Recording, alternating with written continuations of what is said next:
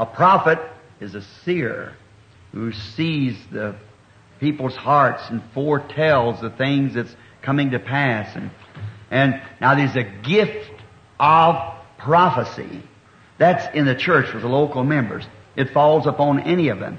They give a prophecy, then it cannot be received to the church until it's been judged by 2 or 3 witnesses. And then they have to put their seal on that to say it's of God. Then they have to watch to see if it happens. And it may never fall on that brother or sister again. It may be on another one. And that's a gift of prophecy. But a prophet, P-R-O-P-H-E-T, is born a prophet. Always was ordained that before the world ever began. See? Now you take like Jesus Christ, the King of prophets. He was from the Garden of Eden, the seed of the woman, prophet. And Moses was born a proper child, a prophet. John the Baptist, well, Isaiah saw him 712 years before he was born and said he's the voice of one crying in the wilderness. 712 years before he was born. Jeremiah, God said before he was even formed in his mother's womb that He knew him and sanctified him and ordained him a prophet to the nations. See? Prophets have the Word of God and are born a prophet.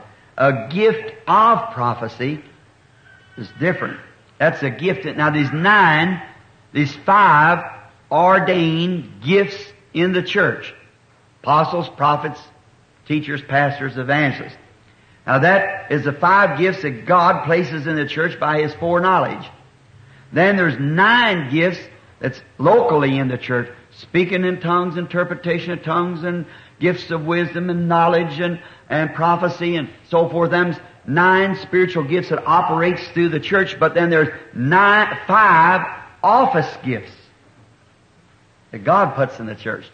And oh, how we love to see them all operating in one of them is the pastor, teacher, and those things. Then the others comes along, and confirmation gifts are to magnify. And God's just got it so even a fool will not be excused, will he? Yeah, it's so simple the way God has made it.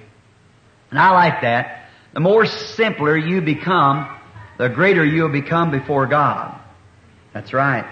Don't never try to lift yourself up. When you do, you're bringing yourself down. See? He that exalts himself shall be abased.